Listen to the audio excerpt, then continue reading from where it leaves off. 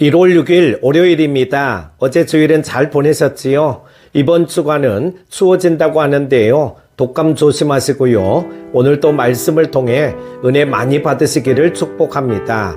함께 묵상할 말씀은 요한복음 2장 1절에서 12절입니다. 사흘째 되던 날 갈릴리 가나에 혼례가 있어 예수의 어머니도 거기 계시고 예수와 그 제자들도 혼례의 청함을 받았더니 포도주가 떨어진지라 예수의 어머니가 예수에게 이르되 저들에게 포도주가 없다 하니 예수께서 이르시되 여자여 나와 무슨 상관이 있나이까 내 때가 아직 이르지 아니하였나이다.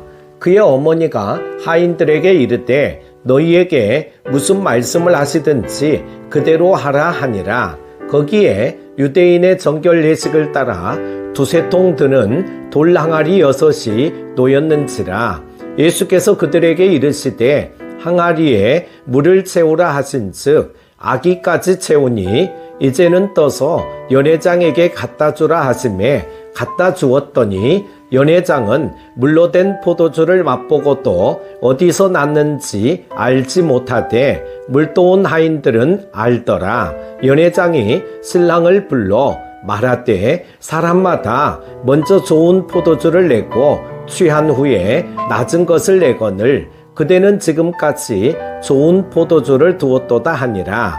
예수께서 이 첫 표적을 갈릴리 가나에서 행하여 그의 영광을 나타내심에 제자들이 그를 믿으니라. 그 후에 예수께서 그 어머니와 형제들과 제자들과 함께 가버나움으로 내려가셨으나 거기에 여러 날 계시지는 아니하시니라. 아멘.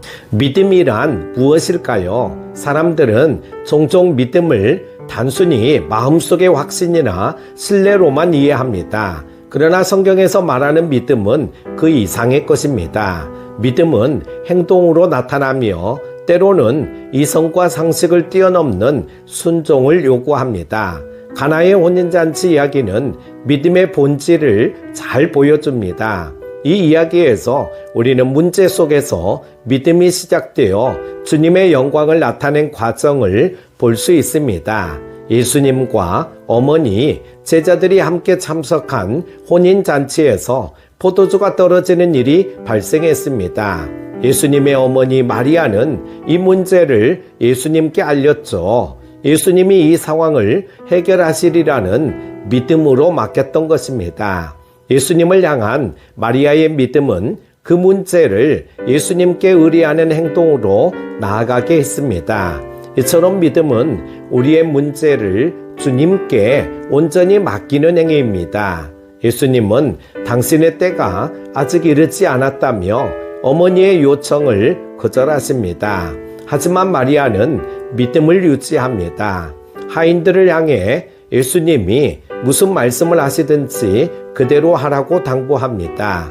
마리아는 다소 냉정해 보이는 예수님의 반응에도 낙담하지 않았습니다. 믿음은 흔들리지 않고 앞으로 나아가는 것입니다. 우리는 주님의 때를 기다리며 믿음을 포기하지 말아야 합니다. 예수님은 마리아의 요청을 처음에는 거절하시는 듯 보였으나 하인들에게 돌 항아리에 물을 채우라고 명령하십니다. 하인들은 6개의 돌 항아리에 물을 가득 채웠고 예수님의 지시대로 그것을 연회장에게 가져다 주었습니다. 하인들은 예수님의 명령에 망설임 없이 순종했습니다. 주님에 대한 믿음이 있다면 그 명령이 합리적으로 보이지 않는다 할지라도 순종할 수 있습니다. 순종은 기적을 일으키는 믿음의 필수 요소입니다. 물은 최상급 포도주로 변해 있었습니다. 연회장은 물로 된 포도주를 맛보고도 어디서 났는지 알지 못했지만 물도온 하인들은 알고 있었습니다. 하인들은 자신들이 항아리에 채운 것이 포도주가 아니라 물이라는 것을 알았지만 주님의 말씀대로 순종했고 이제는 기적의 증인들이 되었습니다. 순종하는 자는 기적을 목격할 수 있습니다. 순종하는 자는 하나님의 놀라운 역사를 목격할 수 있습니다. 이해하기 어려운 말씀이라도 일단 순종함으로 기적의 증인이 되는 특권을 누리시기를 바랍니다. 예수님이 갈릴리 가나에서 베푸신 표적은 주님의 영광을 드러내고 제자들에게 믿음을 일으켰습니다. 제자들은 이 첫 표적을 통해 예수님을 믿게 되었습니다. 기적은 그 자체가 목적이 아니라 하나님께 영광을 돌리고 믿음을 일으키는 도구입니다. 우리는 이러한 기적의 목적을 분명히 인식해야 합니다. 신앙생활의 궁극적인 목적은 하나님의 영광입니다. 우리의 문제를 해결해 주시는 하나님의 놀라운 역사 속에서 주님을 향한 진정한 믿음을 얻게 되는 은혜가 있기를 바랍니다. 사랑하는 큐티 가족 여러분, 믿음은 단순한 마음의 상태를 말하는 것이 아닙니다. 믿음은 행동으로 나타나는 신뢰와 순종입니다. 갈릴리 가나 혼인잔치에서 일어난 표적은 이 점을 잘 보여줍니다. 우리는 자신의 문제를 믿음으로 주님께 맡겨야 합니다. 때로는 이해하기 어려운 명령에도 순종을 결단해야 합니다.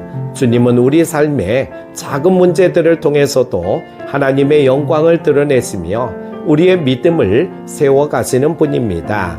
오늘 하루도 승리하십시오. 기도합니다. 사랑이 많으신 하나님 아버지, 어제 주일도 은혜 가운데서 잘 보내게 하시고 새로운 마음과 결단으로 세상으로 파송하여 주심을 감사드립니다.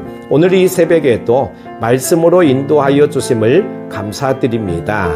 하나님의 말씀을 통하여 우리의 믿음이 더욱 성숙하게 하시고 주님의 마음과 심장을 가지고 담대하게 하여 주옵소서. 오늘도 세상으로 파송받은 선교사로서의 삶을 잘 살아가게 하여 주시기를 원하오며 예수님의 이름으로 기도드립니다. 아멘.